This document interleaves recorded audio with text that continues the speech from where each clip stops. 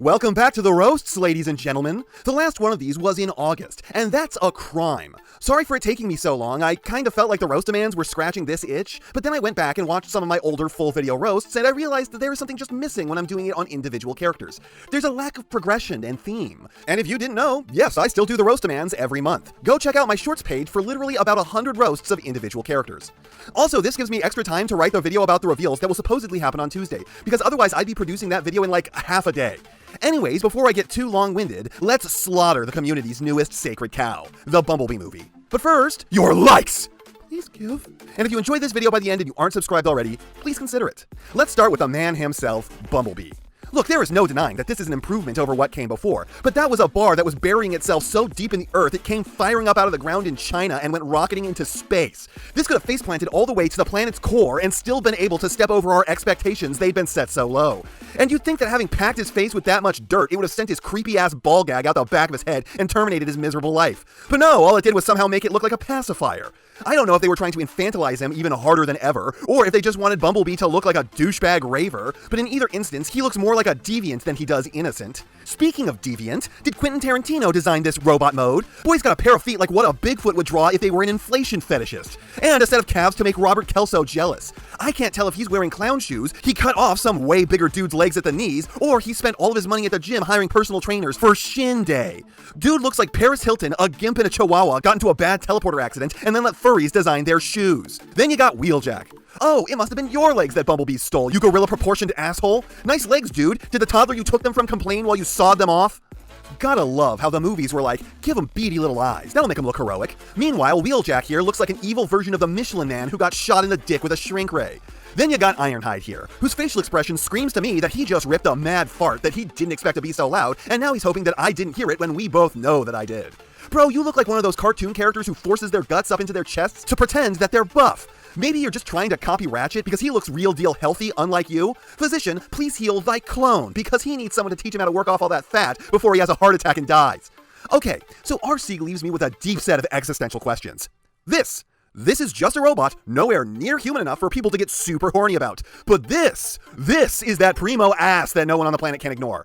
I just want to scientifically understand, guys. People are willing to put their dicks in this tree, but apparently Bumblebee RC is slovenly and disgusting to you in comparison with the Rise of the Beasts one. Like, is it just the short kings in the audience who are like, I can't handle a woman who's tall? So now that in ROTB she's lost like 15 feet, now she's totally fuckable. They're both alien robots. Neither of them is fuckable, you degenerates, and both of them are the exact same level of not fuckable. Then, oh, it's Optimus Prime. Dude looks so self-impressed it hurts. Autobots, it is true, I work out.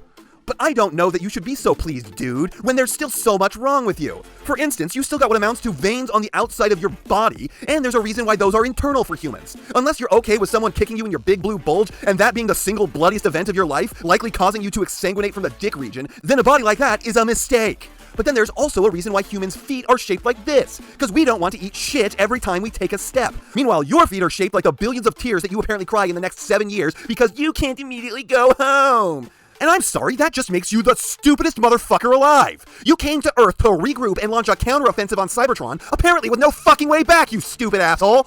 You knowingly launched yourself on a one-way trip to nowhere and then got pissed that you couldn't go back with your no ability to fly into space under your own power. What did you think was going to happen, Grandpa? No, get angry at the humans because we don't just provide a way for your petulant ass to go home for you. What if this planet was undeveloped when you got here? Just animals and trees? Would you have spent 1,000,000 years screaming at the deer? God damn it, why won't you just evolve already so you can build me a ship to go home, you selfish bastards? This is why Rise of the Beast sucks, because it actively makes Bumblebee worse. Then there's Cliffjumper. Let's give him all the due that this movie warrants him getting. Then lastly, for the good guys, there's Rufus. What happened to your beautiful coif, my guy? What, did you shave off your classic Dutch boy haircut so that way you could steal an X-Men villain's helmet? Though I'm not exactly sure which one. You look like Magneto and Juggernaut fucked, but then realized that two men can't have a baby, so they just built a robot son instead.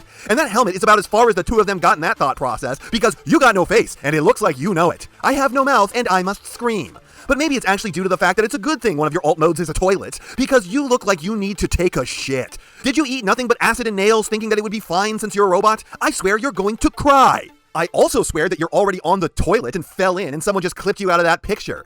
Now, moving on to the Decepticons, Shockwave. I swear the width of your head is different in every single picture of you, transitioning from way too wide to way too small. You either have a brain like a pancake or a brain the size of a pea, but either way, it's doing a bad job, because motherfucker, that is not a gun you stuck on your arm, it's a fucking pressure washer. Am I supposed to be intimidated by this dorky fucking thing? It's the size of a whole person with what amounts to potentially 3 different barrels, the largest of which can charitably be called a pea shooter when compared to everyone else's gun? Oh, it's a vacuum. You can see the air motor right there. The reason it's got the tiny barrels is for different levels of suction, obviously. Next. Then you got Starscream. And bro, was it you who stole Wheeljack's legs? Holy god damn! I kind of think of this design as squat, but apparently that's just the torso.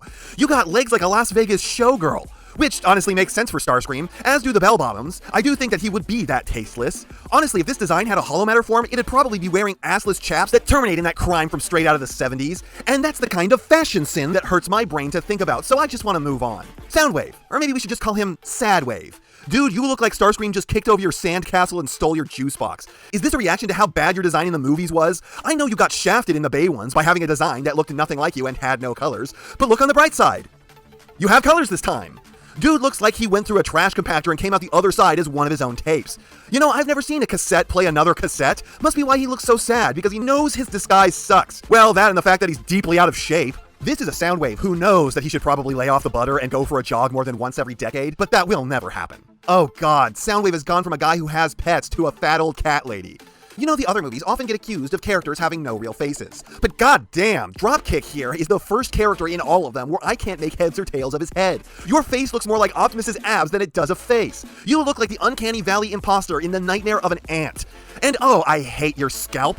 I can't tell if that's Optimus Primal's mouth in triplicate, or if a lion raked its claws down your skull and that's the gory wounds it left. And I know that door wings are a common fashion statement for the Transformers, but you've taken it too far by mounting a trash can to your back, so why don't you do me a favor and jump into it? And oh, you're so cool and edgy with your number 13 tattoos all over you. You think it makes you look badass. I think it just explains how you died like a chump. Only the most unlucky son of a bitch on the planet can get killed by someone yanking on their bondage.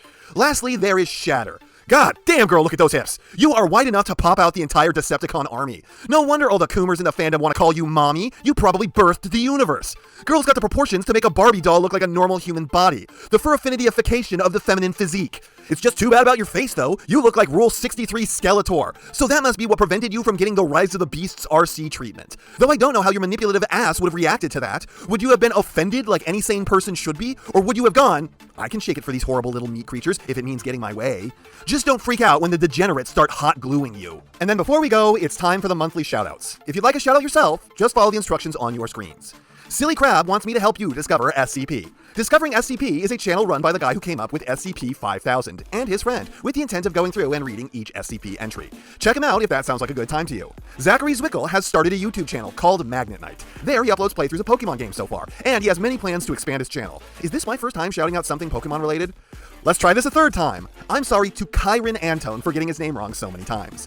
Happy birthday to Simeon Ancio on the 16th of January. Hopefully I remembered how to say your name right for your birthday.